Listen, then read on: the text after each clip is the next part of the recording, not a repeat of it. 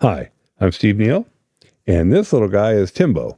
And thanks for joining us here on A Catastrophic Event for the second part of my interview with Spokane County Fire District 9 Assistant Chief Doug Bleeker. Today we dig deeper into protecting your house from a fire and what to do should the unthinkable happen to you.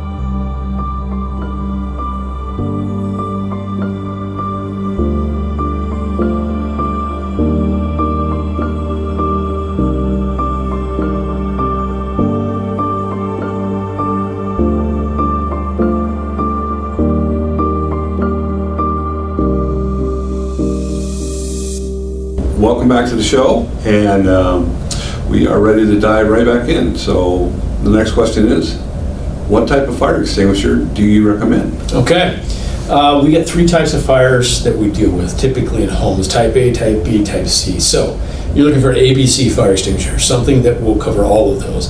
Type A is the average stuff you find in the garbage can. A Class B fire is a flammable liquid.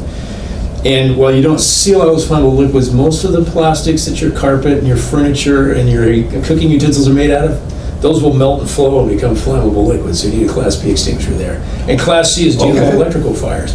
So you want a 2A 10BC fire extinguisher. It's a good fire extinguisher for your home. You can get the little tiny skinny ones. That's going to be a real quick shot. But with the 2A 10BC, put somewhere where you've got to think about your egress location. You can deal with something up to about the size of a garbage can. If it exceeds that, you're not going to press it much with that extinguisher. Get out of Dodge, we'll bring some big guns. That's the best way to approach that. Now, when you get an extinguisher, if you get a plastic head on that extinguisher, you can use that once and throw it away. If you pay the extra money for an extinguisher with a metal head, you can get that recharged and refilled and use that again. The cost of getting recharged is real close to the cost of buying a new one anyway. So just remember when you do that, that's a thing to think about. About once a year, take your extinguisher, take a rubber mallet, turn it upside down and whack it on the bottom. You can feel that powder moving around in there. If it just sits forever, it's going to coagulate in the bottom, and when you squeeze the charging handle, it's not going to throw any extinguishing agent out. So knock that loose, make sure that's loose, particularly have it on a vehicle. All that vehicle vibration, that's going to settle down on the bottom. Okay, that makes sense. Most companies will take and have those discharged and then recharged once a year. Home people take that, turn that upside down, wrap it on the bottom. If you can't get it loose, go get another one. Okay, yeah, save a penny, but... Yeah. Okay, so what should a person do when a fire starts in their house? Okay, first thing, sound an alarm. Everybody who's in the building that's on fire needs to know that the building they're in is on fire and it's time to get out. Next thing you're going to want to do is get out. And we don't advocate that you just run from danger indiscriminately. We advocate that you run to something that's more safe. So every family needs to have a safe meeting place that they're going to go to. Identify that to everybody in your family. Everybody's going to go there. So when you get there, you can do some accountability of who's here and who's not.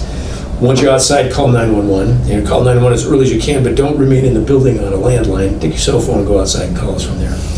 And then stay there somewhere out front. When we show up, the information you give that arriving engine company officer is extremely valuable. Do you have everybody out? If you do, my life safety problem just got way easier. If you don't have somebody out, somebody's missing, who is it, how old are they, and where did you last see them, where should we expect to find them? We're going to focus our search and rescue efforts there to get that person out. Then we'll go worry about dealing with the rest of the fire.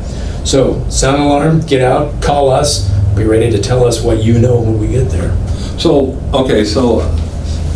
I know a lot of people consider their pets as their family. Yes, they do. And so in that situation, should they look for themselves first and then if they can grab their pets quickly? Yeah, I've not had a problem with dogs. If there's a door open, they know there's a problem. And dogs and cats don't run back in, okay? They get out, they stay out. We don't have to worry about the people going back in to burn bullets. So if you've got a caged pet inside the house, grab them and haul them out if you can do that safely. But you may have some decisions to make there about what you can do. priorities, Yeah. unfortunately. Mm-hmm. And so what you're also saying is people need to kind of plan ahead by having a plan to a meeting spot. Yep. And what do we do? And knowing what we know, like I said, 60% of Washington State's fires are occurring after dark. Normally, you're in bed after dark. So when you come up with your plan, how are you going to get out of your house, out of your bed, to the safe meeting place in the dark? And once again, that smoke detector is crucial, so everybody knows that they need to get out of the house. When you go to leave, we advocate leaving doors closed. That isolates smoke and heat and buys considerable amount of time for occupants.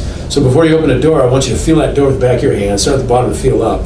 If that feels warm, you get fire on the other side, don't be opening that door. It's holding the fire and the heat and the smoke back. Get out another way. Okay. Usually your window, we want you to have 2 ways to get out. And then once you're outside, go to the safe meeting place and meet up with everybody there. Plan that out. You know what those elements are going to be. If you can do that from a dead sleep in the middle of the night, you can deal with it during the day or any other time.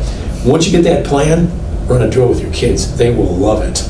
And when your kids get really good at it, blindfold them. See if they can get out of the house blindfolded. Oh, that'd be fun. It's a kick in the pants. Kids love that stuff. Everybody's planning for the stuff you hope never happens, but if it does, you have an edge on your survival that way.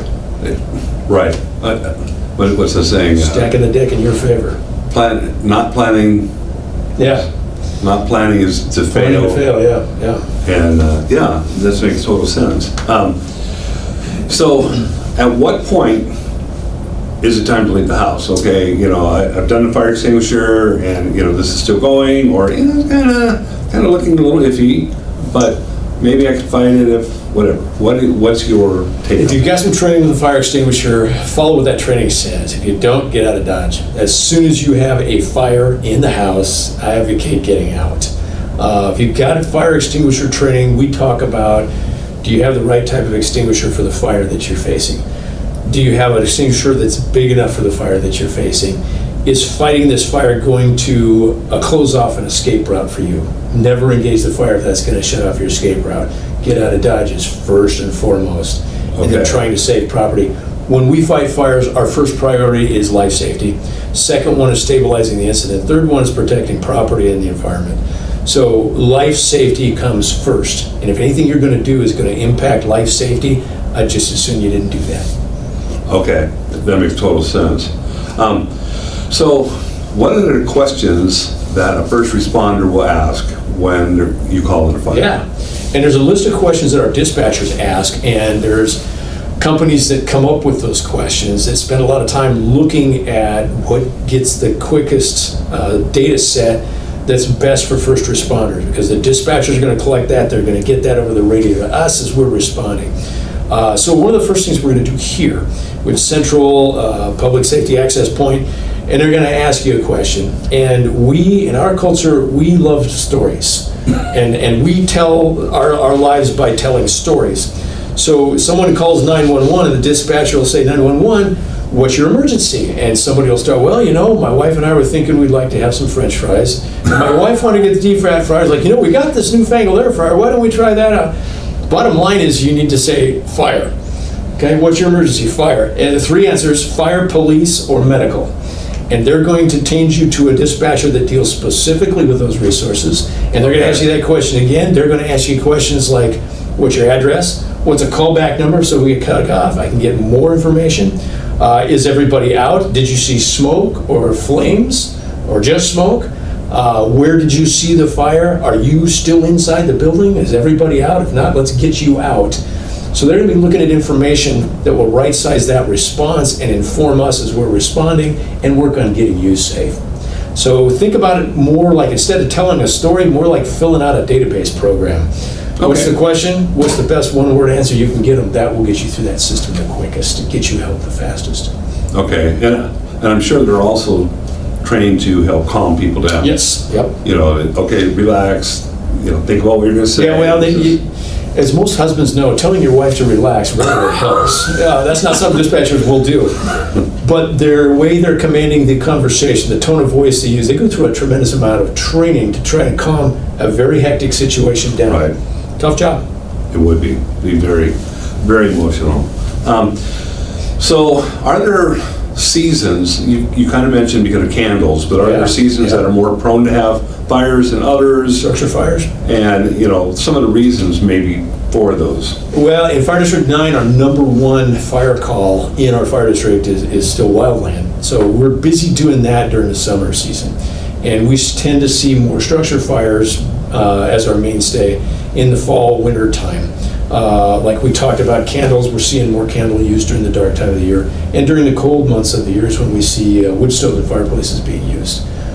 So during that time frame, we advocate that prior to any heating season, you have your chimneys cleaned and inspected and make sure you're not going to have a problem. You can forego that for a year if you want. Maybe it'll be okay, maybe you won't. The prudent homeowner is going to try and protect that investment and take the extra measures to ensure I don't have to show up in your front yard with a chainsaw. Nothing personal that I'd rather... You'll just assume we stay on our stations. Exactly. We're nice guys, but we're messy. We do see... we have a particular part of our fire district where we have a lot of homes that were built in the 60s and 70s with a fireplace for date-night ambiance. But when we lose power for a week, it wasn't designed to be a primary heating source.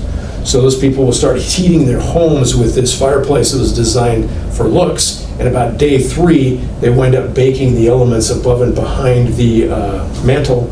And we'll get smoke in the house. We get a lot of smoke in the garage because they don't seal around that chimney on the garage side as much. Our older guys know we take a chainsaw and we cut right above the mantle, drag all that out in the snow, stomp that down in the snow and put it out, and then get ready for the next one because everybody's doing the same process. So careful use of those heating appliances is important for your home.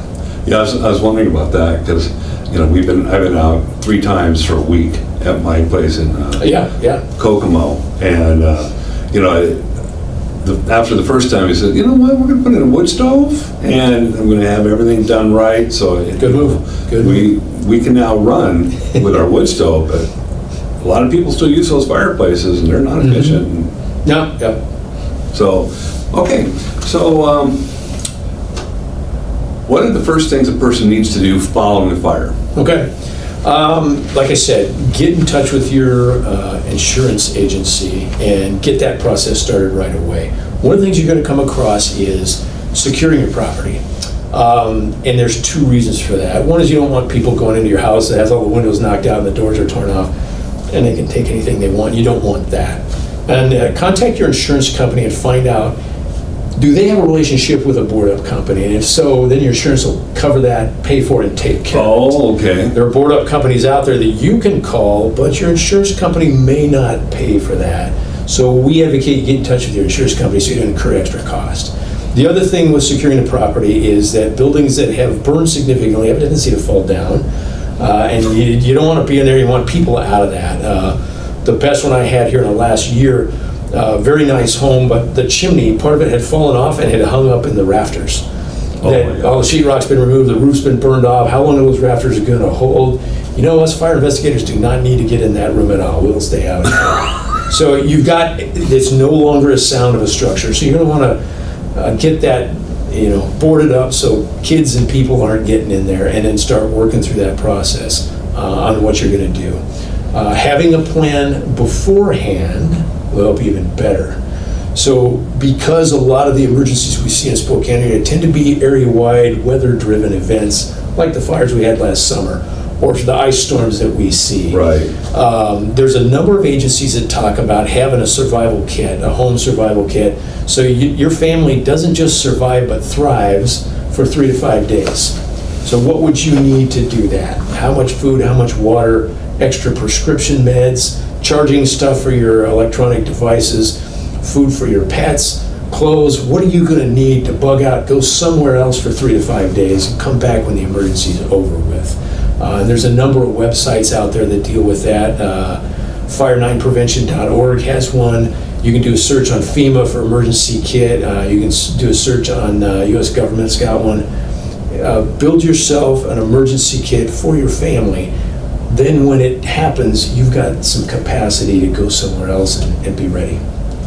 That's beautiful advice because, I've been looking into that, and you're right. FEMA mentions it, and several other agencies tell you right up front.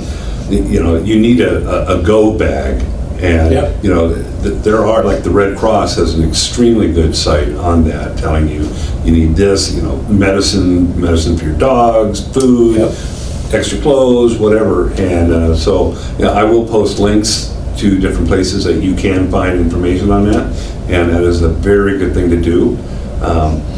And another question I have is the homeowner charged for you guys to come pay us a call? Not at the time of fire. It's not a fee-for-service kind of a deal. Your fire departments in Spokane County, fire departments in cities, fire districts in the unincorporated counties, they're paid for by taxes, so you're paying that fee already for that. We don't charge you after the fact for that. Okay. Now, the exception to that is going to be if you maliciously or accidentally caused a wildland fire. Washington State fixes the prime responsibility for wildland fires with the Washington Department of Natural Resources. And if this comes back to you did something illegal, you did something foolish, they will charge you for the cost of extinguishing that fire. And if you've got 1,000 acres of wildland fire, that's a pretty big bill. So, the UK used to have a great fire safety slogan, don't let a fire be your fault. We've used that in some efforts we've had. That's a good advice. You don't want to be the cause of a wildland fire. If you're out there burning in a burn barrel, and burn barrels have been illegal in Washington State for decades, and you wind up starting a fire with that in August, and you burn up a few homes and 1,000 acres, expect the Department of Natural Resources to be wanting to get into your billfold. But no, generally we are not charging for service. The fire districts and the fire departments are not doing that. I remember years ago, I don't remember if it's firestorm or what, but there was a fire on the south, what would that be, on the east side of the South Hill. Okay. And we almost had to evacuate where I live on 18th and University. We were really close because that whole mountain area was burning up. And after a while, the cause came to be known. It was this lady was letting these kids play with, they had an old log or something. They were playing with matches or something with that log. And I remember that day. Yeah. All of us got assignments. All Washington State caught fire that day. Right. That was crazy. Yeah. And I remember the wind was kicking up. Yep. And I'm thinking, of all the days to let let kids play with fire, that's probably not a good day. I got ruled out for a fire in the center of the state. I was on an incident management team. My brother called me and said, hey, what do you know about the fire? I said, well, I haven't got there yet. And that's when he told me about that fire. I said, I don't know anything about that. I'm headed for something over towards OMAC, so don't have anything. But yeah, all of the incident management teams that Washington State had were assigned that afternoon. It was all over the place. Oh my gosh, yeah, I remember that. Because that wind kicked in. Yeah, And very unstable air mass, very dry. Oof. Okay, so the last question I have is, are there any resources that you would recommend to our audience? Because anything that you give me, I will go ahead and post below. Yeah, I talked about www.fire9prevention.org, ready.gov/kit, that talks about those kits, and then redcross.org or fema.gov, lots of resources there on readiness and being prepared. Okay. So, thank you very much for your time. At all. Thank you for coming. Thanks for asking. And that wraps up for today. So thank you for Steve and Doug, and I hope you have an excellent day. Thank you. Thank you for listening to our interview. For those wanting tips on what to do before and after a house fire, we have provided links below the video on our YouTube channel and on the resource tab of acatastrophicevent.com. Please remember to like, share, subscribe, and leave a comment on this video, and thanks for watching. Yeah. Isn't that right, buddy? Huh?